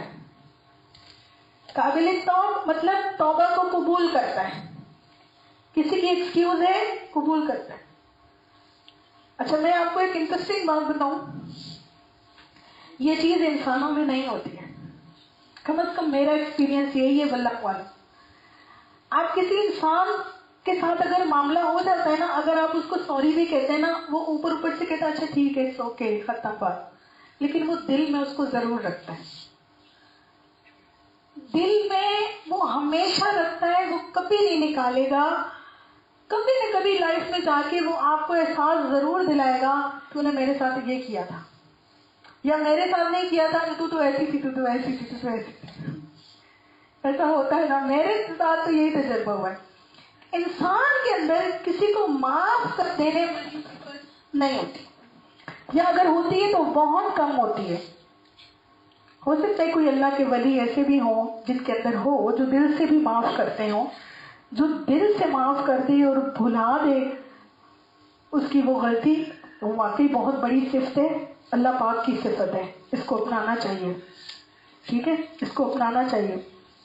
ایک روایت میں نے یہ بھی پڑھا ہے کہ جس بندے کے اندر اللہ کی 99 صفات میں سے کسی ایک صفت کا بھی اثر آ گیا نا، پرتو آ گیا، وہ جہنم میں نہیں جائے گا.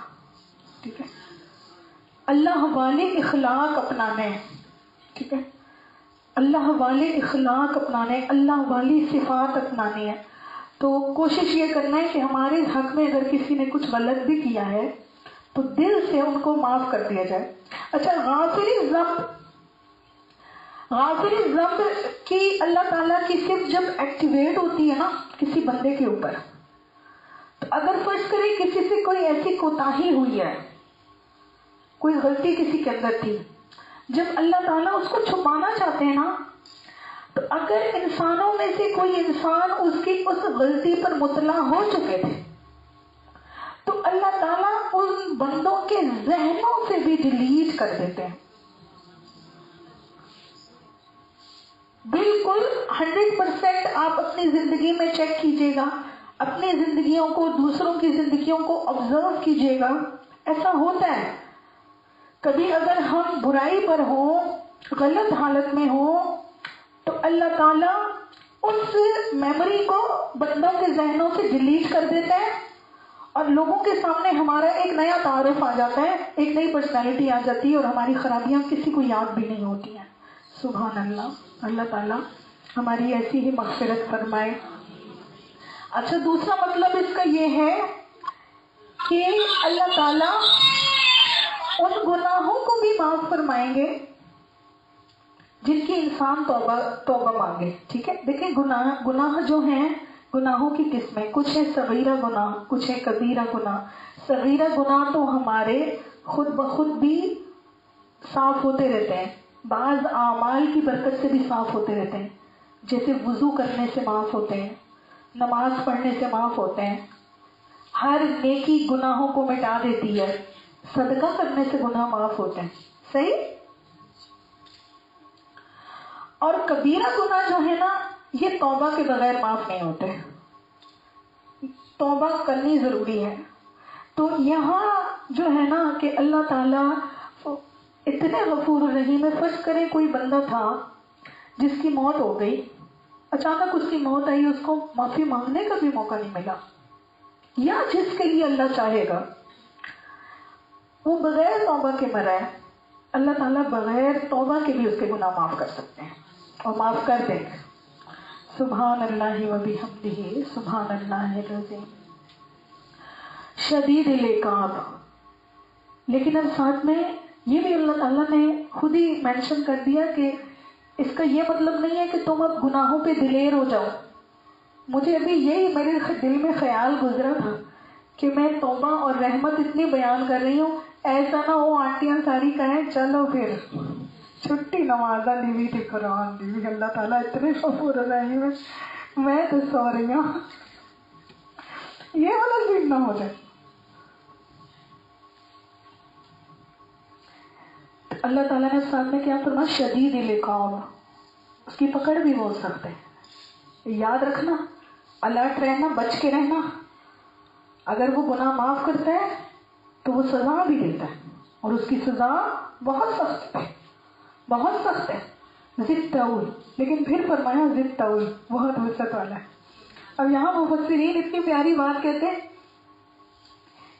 یہاں اس آیت میں جو ہے نا شدید العقاب سے پہلے دو صفات بیان فرمائی، غافر الذنب، قابل التوب. بیچ میں آ گیا شدید العقاب اور پھر آ گیا ضد طول، بہت وسعت والا ہے. تو گویا کہ انسان کی ٹرائل پیریڈ بھی آ سکتا ہے لیکن وہ بہت لمیٹڈ ہوگا، چھوٹا ہوگا. یہ آیت یہ بتا رہی ہے کہ اللہ کی رحمت یوں سمجھ نا 3 times ہے اگر، تو 1% اس میں آپ کا جو ہے نا ٹرائل بھی آ سکتا ہے. تو کبھی کبھی ہم دیکھتے ہیں ہم آزمائش سے گزر رہے ہوتے ہیں. قرآن نے ہمیں یہ بتایا ہے سورہ بقرہ کے اندر، وَلَنَبْلُوَنَّكُمْ، آیت یاد ہے، ہم ضرور تمہیں آزمائیں گے کچھ جان و مال کے نقصان سے، کچھ آزمائشوں سے. تو آزمائشیں تو آئیں گی لیکن وہ تھوڑے ٹائم کے لیے ہوتی ہیں. اور آگے جو فرمایا نا ذی الطول، وسعت والا ہے. اس کا مطلب کیا ہے؟ وہ بہت فضل والا ہے، بہت فضل والا ہے. یعنی اے میرے بندے تو یہ نہ سوچنا کہ تیرا رب اور اس کی رحمتیں یا اس کی نوازشیں، اس کی عزتیں، اس کی دی ہوئی چیزیں، وَيَرْزُقُ مَن يَشَاءُ بِغَيْرِ حساب، اللہ جسے چاہتا ہے نا بے حساب رزق دیتا ہے. تو اس کی نوازشیں کوئی لمیٹڈ نہیں ہے کہ انسانوں پہ اس کو قیاس نہ کرنا. ہاں، انسانوں پہ اس کو قیاس نہ کرنا. اگر تمہارے پیرنٹس نے تمہیں بڑا کچھ دے دیا شادی میں، گاڑی بھی دے دی، گھر بھی دے دیا، گولڈ بھی دے دیا، یہ وہ، ایک وقت آتا ہے وہ کہتے بس جا چل یہی تھا، وراثت بھی ملے گی، زیادہ بری ہونے کی ضرورت نہیں ہے. آپ کے شوہر آپ کو بہت دلاتے ہیں آپ پہ بہت خرچ کرتے ہیں، بل آخر تنگ آ جاتے ہیں، کہتے ہیں بس کر دو اب اور نہیں. اللہ کی طرف سے یہ نہیں سوچنا کہ اللہ کی رحمت لمیٹڈ ہے، یہ اللہ کی مغفرت لمیٹڈ ہے. اللہ بہت وسعت والا ہے. اللہ سے نا جب مانگنے پہ آؤ تو بڑی بڑی چیزیں مانگو، ایسی چیزیں مانگو کہ اگر سے تم اس کے لائق نہیں ہو لیکن اس سے نا اس کے حساب سے مانگا کرو، وہ بہت وسعت والا ہے. تو ہم دیکھتے ہیں اپنی زندگی کے اندر اللہ تعالیٰ نے اپنے بندوں کو اتنا دیا ہے کہ بندہ دیکھ کے حیران ہوتا ہے، یا خدایا اتنا بھی کسی کے پاس ہو سکتا ہے. جتنا کسی کی مہینے کی سیلری نہیں ہوتی اتنا لوگ صدقہ زکوٰۃ میں دے دیتے ہیں نا. جو لوگوں نے بتایا ہماری پتہ نہیں ادھر ہی نیول کا بندہ، کہیں پہ ہم بیان کرنے گئے ہوتے ہیں کہ جی 12 لاکھ تو ہماری زکوٰۃ بنتی ہے. میں نے اللہ تعالیٰ آپ کو اور دے، لیکن ہے نا. اچھا آئی ایم سوری ٹو سے، مجھے ایسے کہنا نہیں چاہیے لیکن اب منہ میں بات آ گئی تو بول ہی دوں. کبھی کبھی ہوتا ہے نا گاڑی جوڑی ہوتی ہے وہ لینڈ کروزر ٹائپ کی، بندہ کہتا ہے واہ بھائی، لیکن اندر بندہ دیکھو، بندے کو تو گڈی تھوڑی ہونی ہے نا. کیا ہے؟ اللہ دینے والا ہے، میں اور آپ نہیں ہے. میں اور آپ دینے والے ہوتے نا کسی کو ایک چٹکی مٹی بھی نہ دیتے. اللہ نے ایسے ایسے بندوں کو دیا ہوا ہوتا ہے، بندہ کہتا ہے ذی الطول، وہ وسعت والا ہے، وہ بہت دینے والا ہے. کوئی یہ تو بیٹا نہیں ہو رہا، کسی کی تو پوری کرکٹ ٹیم ہے 10-11 بیٹے ماشاء اللہ، اور ہمارا ایک ہوتا ہے اس کو روز نظر لگی ہوتی ہے، اس کو ماشاء اللہ 10-11 ہے، ان کو نہیں لگتی نظر ہے نا. بندہ سوچے نا، ہم ڈرتے رہتے ہیں نظر لگ جائے گی، ان کو کیوں نہیں لگتی. اللہ جب دیتا ہے نا کسی کو تو چھپڑ پھاڑ کے دیتا ہے، یہ بات کافی حد تک سچ ہے. تو اللہ سے مانگنے والے ہم بنے. اللہ کے خزانے بہت ہیں، اور اللہ سے نا ایسا رزق مانگنا چاہیے جو بے حساب رزق ہو. اور سب سے بڑی چیز جو اللہ سے مانگنی چاہیے نا، یا اللہ رجوع لانے والا دل دیجیے، نعمت وہ دیجیے جو آپ کے قریب کرنے والی ہو، آپ سے دور کرنے والی نہ ہو. یہ دولت کو میرے لیے فتنہ نہ بنائیے، اس اولاد کو میرے لیے فتنہ نہ بنائیے. میں اس دن اپنے تفسیر کے لیسن میں کہہ رہی تھی، دنیا کے ساتھ ایسا معاملہ رکھو، یہ نہیں کہ دنیا کو چھوڑ دینا ہے، اچھے کپڑے نہیں پہنے، جیولری نہیں پہننی، اچھا گھر نہیں لینا. جتنی حلال نعمتیں ہیں سب استعمال کریں، کھائیں پیئیں، اچھا گھر بھی ہو، سب کچھ ہو. لیکن جیسے ٹیشو پیپر ہوتا ہے نا، نکالا، یوز کیا، پھینک دیا، بس. اچھے کپڑے لیے، پہنے، اللہ کا شکر ادا کیا، ضرورت کی چیز ہے، ٹھیک ہے، یوز کیا، بس ختم. دل میں نہ آئے محبت ان چیزوں کی، دل لگا رہے اللہ کی طرف. اور اس کا طریقہ بھی شریعت نے ہمیں بتایا. اچھے کپڑے پہنو، دعا پڑھو، ٹھیک ہے، اچھا لباس پہنو، دعا پڑھو، چہرہ اپنا آئینے میں دیکھو تو دعا پڑھو، ہر حال میں اللہ کے ساتھ کنیکٹڈ رہو. لا الہ الا ہو، نہیں ہے کوئی معبود سوائے اس کے، الیہ المصیر، اور اسی کی طرف تم نے لوٹ کر جانا ہے. قرآن میں جہاں جہاں آتا ہے نا الیہ المصیر و الیہ ترجعون، وہاں ہر بندی یہ بات ذہن میں بٹھا لے کہ آپ اگر آج اللہ کی طرف نہیں آتی ہیں تو آج نہیں تو کل جانا اپنے ادھر ہی ہے. ٹھیک ہے، جانا اپنے ادھر ہی ہے. آج اگر کوئی بچی برقع اس کو بہت اریٹیٹنگ لگتا ہے، یا وہ نقاب نہیں لیتی، دوپٹہ نہیں لیتی، تو وہ جان لے کہ بہت جلد اس کو اللہ ہی کی طرف جانا ہے. پھر اس کو 5 کپڑے اڑا کے ہم خود پارسل کریں گے وہاں پہ. جو سر پہ دوپٹہ نہیں اوڑھتی ہیں، عورت کے کفن میں کتنے کپڑے؟ 5 ہے نا. مرد کے کتنے؟ 3 ہے نا. تو مرد اور عورت برابر کیسے ہوئے؟ برابر نہیں ہوئے. آج وہ چہرے بنا بنا کے نامحرموں کے ساتھ تصویریں اور ہینڈ شیک اور سب کچھ کر رہی ہے. جب وہ مر جائے گی تو پھر اعلان ہوگا نامحرم دور ہٹ جائیں، نامحرم دور ہٹ جائیں، کوئی جنازے کے پاس نہ آئے، کوئی قبر میں نہ اتارے، سارے محرم آ جاؤ. تو یہ محرم نامحرم تو زندہ عورت کے لیے تھا، مردہ عورت کے لیے تھوڑی تھا. تو وہ زندگی میں تو پرہیز کرتی نہیں ہے، مر کے اس کے جنازے کو پردہ کروا رہے. تو سوچنے والی بات ہے. ہم سب نے اللہ ہی کی طرف جانا ہے. بہت آسان ہو جائے گا یہ سفر اگر ہم خود ہی اللہ کی طرف رجوع کر لیں اور اللہ کی طرف قدم بڑھا لیں. وآخر دعوانا ان الحمد للہ رب العالمین. ربنا ظلمنا انفسنا وان لم تغفر لنا وترحمنا لنکونن من الخاسرین. یا اللہ یا رب العالمین، ہمارے دلوں کو قرآن کے نور سے منور فرما دیجیے. یا رب العالمین، دلوں کی سیاہی کو قرآن کے نور سے دھو ڈالیے. یا رب العالمین، آپ بہت دینے والے ہیں، آپ بہت وسعت والے ہیں. یا اللہ، ہم آپ سے دنیا اور آخرت کی ہر خیر مانگتے ہیں، ہر بھلائی مانگتے ہیں. یا اللہ، ہمیں بے حساب رزق عطا فرمائیے. یا اللہ، ہمارے سارے گناہوں کو معاف فرمائیے، ہمارے سارے گناہوں کی پردہ پوشی فرمائیے. اے گناہوں کو چھپا لینے والے اللہ، گناہوں کو معاف کر دینے والے اللہ، اے وسعتوں والے اللہ. اے اللہ، آپ کا بندہ آپ کے سامنے حاضر ہے، اپنے سارے ہی گناہوں کا اعتراف کرتے ہوئے آپ کی رحمت کی امید لے کر، آپ کی رحمت کی جستجو لے کر. اے اللہ، دل کی دنیا بدل دیجئے. یا اللہ، ہمارے دلوں کو اپنی طرف پھیر دیجئے، اپنے غیر، اپنے ماں سوا کو دل سے نکال دیجئے. دل کو قرآن کے نور سے منور فرما دیجئے، اپنے کلام کی محبت عطا فرما دیجئے. اے اللہ، مجلس میں کتنی ہی بہنیں حاضر ہیں، جس کے دل میں جو حاجت ہے یا اللہ پوری فرما دیجئے. جو آپ سے اولاد کا سوال کر رہی ہے اسے نیک صالح اولاد عطا فرمائیے. جس کے گھر میں رزق کے مسئلے ہیں یا اللہ رزق کے مسئلے دور فرمائیے. آن لائن میں یا اللہ جتنی طالبات کے عزیز و اقارب کے امیگریشن کے مسئلے ہیں یا اللہ سب کی رکاوٹیں دور فرمائیے.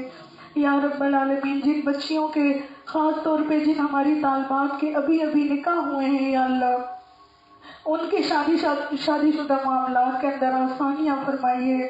زوجین کے درمیان محبت پیدا فرمائیے، آپسی اختلافات کو دور فرمائیے، گھروں کے اندر سکون عطا فرمائیے. جو ہماری طالبات حاملہ ہیں یا اللہ سب کو بخیر و عافیت، ان کی اولاد صحت مند زندگی والی آنکھوں کی ٹھنڈک بنا کر یا اللہ عطا فرمائیے. یا رب العالمین، ہم آپ کی ہر نعمت کے محتاج ہیں یا رب. یا اللہ، تیری وہ نعمتیں جو پردہ غیب میں چھپی ہوئی ہیں، جو ہم جانتے بھی نہیں یا اللہ، جن کا ہمیں علم بھی نہیں، ہمیں وہ عزتیں عطا فرمائیے، وہ نعمتیں عطا فرمائیے، وہ رحمتیں عطا فرمائیے جو آپ قرآن پڑھنے پڑھانے والوں کو عطا فرماتے ہیں. ہماری طرف ایسی نظر رحمت سے دیکھیے جیسے آپ اپنے خاص بندوں کی طرف، اپنے اہل قرآن بندوں کی طرف دیکھتے ہیں. یا رب العالمین، ہم آپ سے شرمندہ ہو کے آئے ہیں. ہم نفس کے غلام، شیطان کے غلام نہ خود بنے، نہ کسی کو بنا سکے، نہ خود سنورے، نہ کسی کو سنوار سکے۔ ہم قرآن پڑھ کے بھی، دوسروں کو پڑھا کے بھی خود بے عمل کے بے عمل رہے۔ یا رب العالمین، آپ سے دعا ہے جس طرح آپ نے دنیا میں غفاری کی ہے، آپ آخرت میں بھی غفاری کیجیے گا۔ یا رب العالمین، ہماری خطاؤں کو چھپا لیجیے۔ یا رب العالمین، ہمیں عزتیں اور رفتیں عطا فرمائیے، مخلوق کے دل میں ہمارے لیے محبت اور عزت ڈال دیجیے۔ یا رب العالمین، جو شر اور فتنے، چوری کے، ڈکیتی کے پھر سے عام ہو گئے ہیں، یا اللہ ان سے ہماری حفاظت فرمائیے، ہمارے اہل و عیال کی حفاظت فرمائیے۔ ہماری طالبات میں کچھ طالبات آپ کے گھر میں حاضر ہیں، اس وقت شاید وہ طواف کعبہ کر رہی ہوں گی، یا رب العالمین ان کا جانا بھی قبول فرمائیے۔ جتنی ہماری یہاں کی طالبات، آن لائن طالبات حج کی تیاریاں کر رہی ہیں، حج کے ارادے کر رہی ہیں، یا اللہ سب کے لیے آسانیاں پیدا فرما دیجیے، ہر رکاوٹ دور فرما دیجیے۔ ہمارے نصیب میں بھی یا اللہ اس سال حج کی نعمت لکھ دیجیے، آمین یا رب العالمین۔ یا اللہ، جس کے جو حاجت ہے، یا اللہ تو دلوں کو جاننے والا ہے، تو اپنے بندے کے دل میں آئی سن لیتا ہے، جان لیتا ہے۔ وہ بات جو انسان کے لب پر بھی نہیں آتی، جو کسی کے سامنے کہیں بھی نہیں جاتی، جو کسی کو بتائی بھی نہیں جاتی، یا اللہ آپ دل میں ہونے والی ہر اس بات کو جانتے ہیں۔ یا رب العالمین، ہمارے دلوں سے غم کا کانٹا دور فرما دیجیے، یہ ہم کا کانٹا دور فرما دیجیے۔ کبھی کبھی سب کچھ ہوتا ہے مگر دل خوش نہیں ہوتا۔ چھوٹی چھوٹی بچیاں آ کے یہ شکایت کرتی ہیں کہ سب کچھ ہے لیکن ہنسنا بھول گئی ہوں، سب کچھ ہے لیکن سمجھ نہیں آتا دل کیوں ویران ہے۔ یا رب العالمین، دل کے اندر سے یہ غم، پریشانی اور ہم کا کانٹا نکال دیجیے، اور ہمارے دلوں کو اپنی یاد کا، اپنے ذکر کا سکون عطا فرما دیجیے، ہمارے دلوں کو اطمینان عطا فرما دیجیے، آمین یا رب العالمین۔ صلی اللہ تعالی علی محمد وعلی آلہ وصحبہ اجمعین برحمتک یا ارحم الراحمین، وآخر دعوانا الحمد للہ رب العالمین۔